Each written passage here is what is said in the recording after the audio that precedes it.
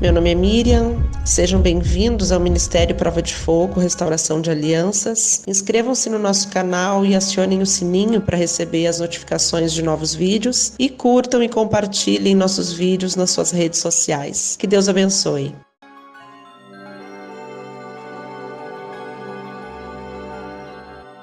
Boa tarde, aqui é a pastora Sandra. Eu quero compartilhar com vocês um estudo sobre o que a Bíblia diz sobre a quebra de maldição hereditária geracionais. Antes de entrar na palavra, no estudo, eu quero dizer algo para vocês que eu sei que existem vários ensinamentos, né? E inclusive que fazem que acreditam nessa quebra de maldição. Eu já passei por isso, eu acreditava também, mas a gente vai estudando, buscando ter mais conhecimento e a gente vai tendo um melhor discernimento da palavra de Deus à luz do Espírito Santo. E realmente existem umas coisas que fazem sentido e outras que não. Nós vamos compartilhar durante esses áudios, esse é o áudio 1. Nós vamos estar compartilhando com vários áudios na sequência, falando sobre, para que você entenda direitinho qual que é o posicionamento, o que a pastora, dentro daquilo que o Senhor tem falado comigo, eu quero compartilhar com você. Se você já tem a sua religião e porventura você tem os seus líderes né, você deve estar debaixo da cobertura da sua liderança, a minha intenção não é criar uma discussão, uma confusão. Eu quero que você faça uso desse estudo, porque a gente vai usar muito a Bíblia aqui, versículos da Bíblia, para a gente tentar entender aquilo que, na verdade, eu também tive uma experiência pessoal e eu acabei concluindo. Para ser bem sincera, eu tive uma experiência, fiquei bem frustrada. Eu, como um ser humano, nós somos carne, somos limitados e a gente está aprendendo todo dia. Quando você não existe nenhum cristão na face dessa terra que possa chegar um tempo e dizer pronto, agora eu sei tudo. A gente está todo dia aprendendo. Eu lembro assim que tem 22 anos que eu sirvo ao Senhor.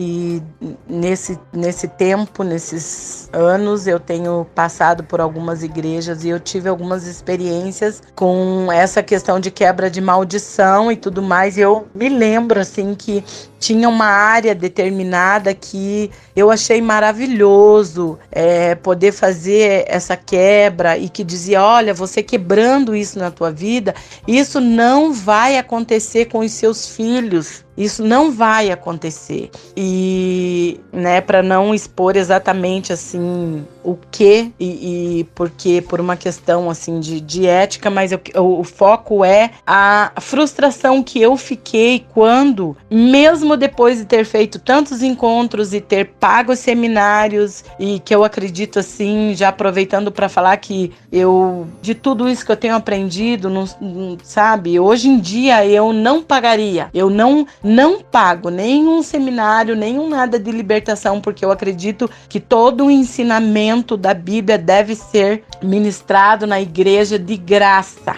De graça. Eu acredito que a pessoa aceita Jesus. Toda igreja já tinha que ter uma estrutura dessa pessoa já entrar num cursinho, alguma coisa que a própria igreja tivesse uma base para ensinar essa pessoa, porque tem muitas coisas que quando ela aceita Jesus, que se ela continuar praticando, dá legalidade ainda a demônios a agir na vida dela mesmo, ela sendo crente, é que é aí que entra, às vezes, a pessoa achar é uma maldição hereditária. Não. Se você aceitou Jesus, né, que falar é isso que tudo se fez novo e tal, nós vamos entrar nisso no estudo. Porém, para aqueles que têm uma vida de santidade e obediência diante de Deus, não vale mais encantamento, não vale mais maldição nenhuma. Agora, se eu fico com um pé aqui e um pé lá, certamente que vai dar legalidade. Aí não é questão de maldição hereditária, e sim de consequências de pecados, deslizes que a pessoa vai cometer, entendeu? Não tem nada a ver com maldição hereditária isso. Então, quando essa situação que eu tinha quebrado no encontro, e tal, e eu tinha assim aquela paz que isso não ia acontecer com os meus filhos, e depois eu vi esses filhos crescerem, se tornarem adultos e vi eles repetir aquilo. Gente, eu fiquei tão frustrada. E o diabo, ele é tão sujo, porque o que ele vem nesse momento? Ele vem querer trazer uma frustração, mas você sabe a quem que ele quer fazer com que a gente olhe e diga, atribua a culpa? A Deus. Ele quer que a pessoa fique revoltada. Pô, Deus, eu paguei tantos reais para ser quebrado isso. Você já parou para pensar? Lógico, eu não tô falando que eu fiz isso, mas eu já tive experiências de também aconselhar outras pessoas totalmente decepcionada e dizer, mas eu fiz, por que que aconteceu? E na experiência própria, sabe? E daí, tipo, eu tenho que estudar a palavra para ver o que a palavra tá falando sobre isso. E aí eu aprendi uma coisa, que quando eu aceito Jesus, quando eu venho para Jesus e você orar e você confessar, isso é pessoal, sabe? Isso é no momento que você aceita Jesus, se a pessoa, né, lembra e talvez até eu acredito que nesse momento, se tiver alguém instruído para orar com essa pessoa e fazer um acompanhamento com ela e explicar a palavra para ela, que tinha coisas que ela, né, ao longo vai... na caminhada com Deus, essa pessoa precisa aprender que tinha coisa que ela fazia, não vai poder fazer mais em relação a pecado. É válido. Agora, prometer que você quebra e que não vai acontecer, tipo, é uma coisa que é garantida por quem faz essas quebras. Não, você cancelou aqui, não vai acontecer. E, gente, isso não acontece. Isso não é verdade, porque o ser humano tem a escolha. Cresce e fica adulto, mesmo que ele conheça, ele sabe que isso é certo e errado, ele vai escolher, sabe? Ou eu creio assim que vai se desenrolar no meio desse nosso estudo uma questão também que eu creio que na hora certa vai entrar em pauta aqui, que é a questão do pai ausente. O pai presente e ausente ou o pai totalmente ausente, que é uma guerra que tem acontecido nesses últimos dias, porque o diabo, quando tira o pai de cena, ele consegue fazer um estrago. E quando esse pai está presente, mas que ele é omisso, que ele é presente, mas é ausente, não participa, tem muita coisa que os filhos vão acabar fazendo por não ter uma opinião, um posicionamento daquele pai. Eu vivi uma experiência assim, sabe, de olhar e ver eles fazendo uma escolha e depois eu ter um discernimento do porquê que aquilo aconteceu. Então vamos lá. Eu quero começar, antes que a gente conclua esse primeiro áudio, eu quero ler para você o texto de Êxodo, no capítulo 20, o versículo 5, que diz assim: não te prostrarás diante deles, nem lhes prestarás culto, porque eu, o Senhor teu Deus, sou Deus zeloso, que castigo os filhos pelos pecados de seus pais, até a 3ª e a 4ª geração daqueles que me desprezam. Lá em Êxodo 34, versículo 7, diz: que mantém o seu amor a milhares e perdoa a rebelião e o pecado, contudo, não deixa de punir o culpado, castiga os filhos e os netos pelo pecado de seus pais até a 3ª e a 4ª geração. Números 14, 18. Diz assim: o Senhor é muito paciente e grande em fidelidade, e perdoa a iniquidade e a rebelião, se bem que não deixa o pecado sem punição, e castiga os filhos pela iniquidade dos pais até a 3ª e a 4ª geração.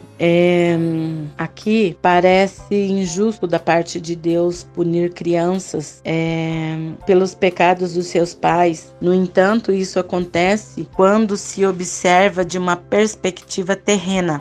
Deus sabe que os efeitos do pecado são passados de uma geração para a seguinte. Deus sabe que os efeitos do pecado são passados de uma geração para a seguinte. Os efeitos, as consequências, né? Quando um pai tem um estilo de vida pecaminoso, os seus filhos são suscetíveis a seguir esse mesmo estilo de vida também. Sendo assim, Deus não é injusto quando pune o pecado à terceira ou à quarta geração, porque estão cometendo os mesmos pecados dos seus antepassados. Entretanto, é importante deixar claro que estão sendo punidos por seus próprios pecados e não pelos pecados dos antepassados. A Bíblia nos diz especificamente que Deus não culpa os filhos pelos pecados dos pais. Você sabe onde que está escrito? Lá em Deuteronômio 24:16, diz assim, ó: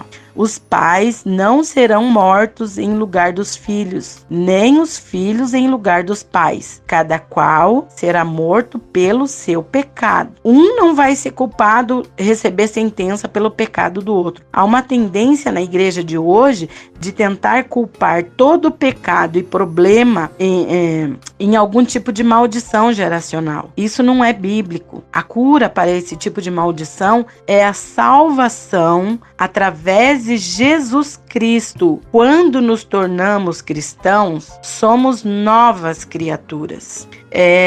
Quando fala aqui que há uma tendência da igreja de hoje em tentar culpar, né, todo pecado e problema em algum tipo de maldição geracional, a gente sabe assim, ó, que é da natureza do ser humano. Eu não sei o que acontece com o ser humano, que é mais fácil quando a gente pensa assim, meu Deus, de quem que é a culpa? Por que eu tô sofrendo desse jeito? Pode ver que a gente tá sempre em busca dos porquês, de querer saber o porquê, de querer entender. Já parou para pensar nisso? Que a gente quer sempre e parece um tom assim de mistério, de eu preciso descobrir. Às vezes é tão claro a gente entender. Sabe, gente, eu confesso para vocês que eu me sinto outra pessoa, aliviada, renovada, por pensar assim que eu carreguei nas minhas costas assim um peso. Eu sofri muito com essa situação que eu falei para vocês, que eu acreditava cegamente que aquilo não ia acontecer com os meus filhos, e de repente aconteceu. E eu comecei assim, meu Deus, eu não quebrei isso, olha quanta quebra, quanta confissão. Então é complicado. Na verdade, nesse caso, o que eu tinha uma esperança no meu coração, porque eu não fui ensinada. Que Deus levante pessoas e mais pessoas para ensinar. Os cristãos, as pessoas novos convertidos que vêm para Jesus precisam entender a verdade da palavra de Deus, para não ser escravo de algo que a religiosidade traz, um mistério, algo assim como, meu Deus, vamos investigar, a gente vai concluir. Eu vou fazer agora um novo áudio.